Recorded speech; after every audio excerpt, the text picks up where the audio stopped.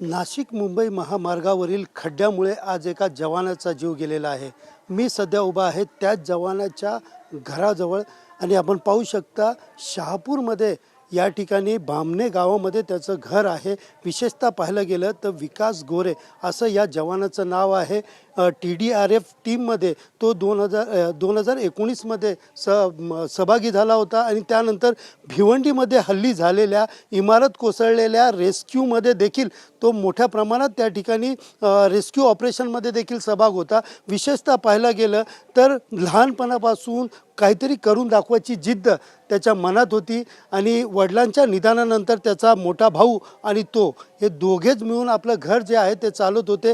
विशेषतः या ठिकाणहून म्हणजे शहापूरवरनं मोटरसायकलवरती बुलेट गाडीवरनं तो रोजचा प्रवास करायचा आणि त्यानंतर तिकडनं आपत्कालीन सेवासाठी तो कार्यरत राहायचा. अशाच प्रकारे रोजसारखं आज देखील तो सकाळी आपले बुलेट गाडी घेऊन गेला आणि त्याच वेळेला हा खड्डा जो आहे तो रस्त्यावरती खड्डा आल्याने मोठ्या प्रमाणात अपघात त्या ठिकाणी पडला आणि त्याला मुक्का मार मोठ्या प्रमाणात लागल्याने त्याचा त्या ठिकाणी दुर्दैवी मृत्यू झाला आहे. आपण पाहू शकतो सध्या जे आहे त्याच्या घराच्या परिसरात त्याचे नातेवाईक असतील, मित्र असतील, त्या गावकरी असतील, सगळी मंडळी जी आहे ते या ठिकाणी मोठ्या प्रमाणात जमलेली आहे. काही वेळापूर्वीच त्यांचा अंत्यविधी देखील या ठिकाणी करण्यात आला आहे.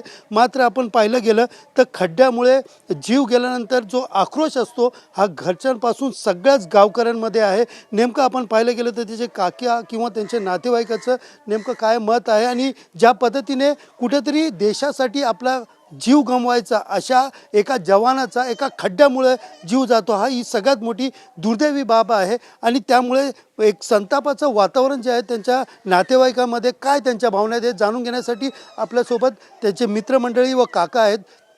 काका मला सांगा की किती वर्षापासून त्याचं असं म्हणजे त्याच्या मनात होतं की असं काहीतरी आपण वेगळं करावं किंवा देशासाठी किंवा आपल्या राज्यासाठी काम करावं आणि कशा परिस्थितीत तो शिकला इथपर्यंत कसा पोचला? सांगायचं झालं तर बामणे गावात एक छोट्या आश्रमशाला होती. तिथं 10वी शिक्षण झालं त्याचं. नंतर 12वी शहापूर 2 किलोमीटर अंतर आहे तिथं जॉईन झाला. 12वीचं शिक्षण 15वी त्यांनी ग्रॅज्युएशन पूर्ण केलं. नंतर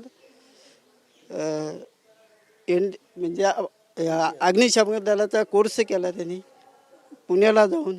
नंतर कसाबसा तो इथं ठाण्याला आपत्ती व्यवस्थापनमध्ये जॉईन झाला. तिथं 2-3 वर्षे त्यांनी कमी पगारावर जॉईन झाला. नंतर आता 2024मध्ये तो कायमस्वरूपी जॉईन झालेले. आम्ही कठीण परिस्थिती शिक्षण म्हणजे शाळा इथं जवळपास आश्रमशाला मोठ्या काही शाळेत आम्ही जॉईन नव्हतं झालं. आताच्या परिस्थिती म्हणजे मोठमोठ्या शाळेत पैसे खर्चून या क्लास लावतात, शिक्षण घेतात. तसं आमच्या बामणे गावात काय आश्रमशाळाशिवाय दुसरं काहीच नाही, आदिवासी आश्रमशाळा. त्या घरामध्ये कोण कोण आहेत, त्याचे किती मुली आहेत आणि आता घराचा संसार जो आहे तो कशा प्रकारे आता गाडा हाकणार आहेत आणि काय वाटतं म्हणजे राज्यासाठी देशासाठी जीव देणारा एका जवानाचा खड्ड्यामुळे अशा प्रकारे जीव जातो, तुमची काय भावना? आता सांगायचं झालं तर त्याला 2 मुली 1 वर्षाच्या आहेत आणि भाऊ एक. तो कसा बसा लिबर्टी कंपनी, ती लिबर्टीचा भवितव्य अंधारातच म्हटलं तरी हो. तो झाल्यानंतर सर्व कुटुंब त्याच्या जीवावर सर्व चालत होता कुटुंब. आता कठीण परिस्थिती झाली. एकंदरीत आपण पाहिलं तर हे त्यांचे बंधू आहेत जे आपल्या लहान भावासाठी नेहमी सगळ्या गोष्टीमध्ये पुढाकार घ्यायचे. आज आपण पाहू शकता की त्यांच्या डोळ्यामध्ये देखील मोठ्या प्रमाणात अश्रू आहे, कारण लहानपणापासून एकामेकांचा आधार घेत इथपर्यंत पोचलेले आहेत. नेमकं त्यांना बोलायचं आहे की नाही हे माहिती नाही, मात्र काही बोलत असतील तर आपण विचारू की लहानपणापासून तुम्ही दोघं एकत्र होता, काय नेमकी त्याची अग्निशामक दलमध्ये गेल्यानंतर त्याची काय भावना होती, काय करायचं होतं त्याला? खूप इच्छा होती त्याची, म्हणजे काहीतरी करून दाखवायचं वगैरे. पण आज दुर्दैवी घटना आपल्या महाराष्ट्र राज्यात अशी आहे की आज खड्ड्यामुळं कितीतरी जवानांना किंवा कितीतरी सामान्य व्यक्तीला त्या खड्ड्यामध्ये आपला जीव गमवावा लागतो. ही आपली महाराष्ट्र राज्याची आणि भ्रष्ट आपली व्यवस्था ह्याचं प्रत्यक्ष उदाहरण आहे.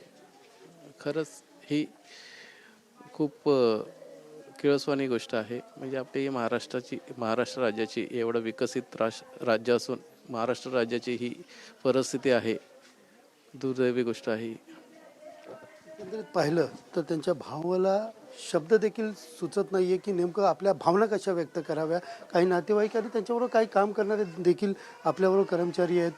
तुमच्याबरोबर एकत्र काम करत असताना आता भिवंडीचं पण रेस्क्यू झालं, त्यावेळेला पण सगळ्यात पुढं होता, त्यावेळेला आम्हीही होतो. मात्र त्यावेळेला पण आम्ही पाहिलेलं की ज्या पद्धतीने तो काम करायचा, काम करताना किंवा एखाद्या आपत्कालीन सेवेला कॉल असेल त्यावेळेला तो कसा जायचा आणि काय नेमकं त्याच्या मनात होतं.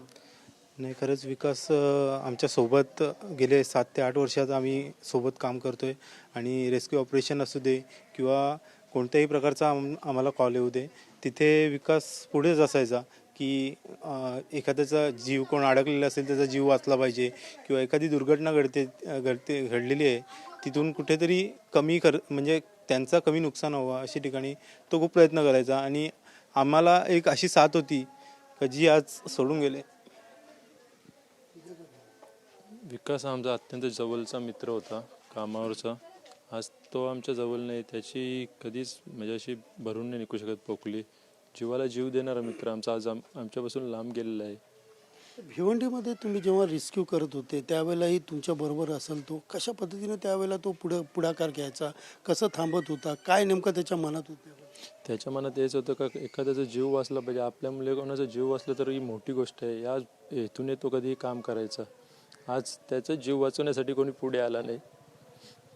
एकंदरीत पाहिलं तर ज्या वेळेला ही दुर्घटना घडली त्यावेळेला देखील आपण पाहिलं तर त्यावेळेला ॲम्ब्युलन्स असेल किंवा हायवेवरती एखादा गाडी असेल ही देखील नसल्याची त्यांच्या नातेवाईकाचा आरोप आहे. ज्या पद्धतीने गेल्या त्या ठिकाणी तुम्हीही म्हणजे सगळेजण गावकरी जेव्हा पोचले, काय नेमकी परिस्थिती होती. कारण त्या बुलेटची आम्ही अवस्था पाहिली की पुढचं टायर तुटलेलं आहे, पुढचं मलगाट जे आहे ते पूर्णपणे चेपलेलं आहे. कारण बुलेट ही मजबूत गाडी असते, त्या गाडीची अशी अवस्था आहे. आणि त्यानंतर की एखाद्या हायवेवरती ॲम्ब्युलन्स किंवा वेगळी सुविधा असणं गरजेचं होतं, त्या ठिकाणी काय परिस्थिती होती. त्यावेळेस सकाळी जेव्हा कॉल आला 5:30 वाजता एक तुमच्या गावातला विकास त्याचा ॲक्सिडेंट झालेला आहे, तर त्यांनी असं डायरेक्ट कळवलं नाही आम्हाला, सांगितलं फक्त हाताला दुखापत झालेली आहे, तुम्ही या आणि त्याच्या उपचाराची त्याला मदत करा. मी तिथे पोचल्यावर मला समजलं का ते हॉस्पिटलला आणता त्याची डेथ झालेली आहे. नंतर मी गावातल्या शेजारी घरी त्यांच्या नातेवाईकांना कॉल करून सांगितला आणि त्यांचे काका आणि त्याचे भाऊ तिथे स्पॉटवर पोचले. तेव्हा बघितलं म्हणजे त्याचा हात पूर्णपणे फ्रॅक्चर झाला. म्हणजे ती गाडी आहे खड्ड्यात आपटली होती, त्या गाडीचा मार त्याच्या हाताला बसला आणि एक कमरेच्या खाली बसला होता. त्या पटक्यातच त्याचा म्हणजे अर्धा जीव मला तर वाटतं त्या खड्ड्यातच गेला होता त्याचा. हॉस्पिटलमध्ये आणता थोडा बोलला तो, ॲम्ब्युलन्समध्ये पाणी मागितलं त्यांनी, पण त्याला पाणी एक इमर्जन्सी म्हणून पाणी नाही दिला त्यांनी. ट्रीटमेंट चालू केली आणि त्याचा तिथेच दुर्दैवी मृत्यू झाला. म्हणजे तुम्ही घरी तुम्हाला फोन केल्यानंतर किती वेळा तिकडे पोचले आणि शेवटचं कसं होतं. म्हणजे त्यावेळेला हायवेवरनं जाणारे कुठली लोक त्याला मदत केली असती तर जीव वाचला असतं असं वाटतं का. तिथे 4-5 जण होती, म्हणजे नंतर समजलं आम्हाला 4-5 जण त्याची मदत करायसाठी थांबले होते, पण ॲम्ब्युलन्स काय अवेलेबल झाली नाही. तर एक अर्ध्या तासानंतर तिथून एक ॲम्ब्युलन्स जात होती, त्याला त्यांनी रिक्वेस्ट केली आणि मग त्याने त्याला सिव्हिल हॉस्पिटलला घेऊन आला होता तिथे. आणि मग पुढची प्रक्रिया चालू झाली, पण तोपर्यंत त्याचा काही जीव वाचला नाही. एकंदरीत पाहायला गेलं तर कुठलाही एमर्जन्सी कॉल, आपत्कालीन सेवाचा कॉल असेल त्यावेळेला लोकांचा जीव कसा वाचवायचा यासाठी नेहमी धडपड करत असणारा विकास, शेवटी पाहिलं गेलं तर विकासाच्या नावावरती कुठेतरी रस्त्यावरती पडलेले खड्डे, या खड्ड्यामध्ये त्याचा दुर्दैवी अंत झालेला आहे. आणि कुठेतरी अशा प्रकारच्या घटना घडू नये आणि त्याचबरोबर संबंधित ठेकेदार असेल, प्रशासकीय अधिकारी असेल यांच्यावरती कठोर कारवाई व्हावी अशी मागणी देखील आता त्यांच्या कुटुंबियाकडनं केली जात आहे. सुनील जाधव, TV9 मराठी, शहापूर.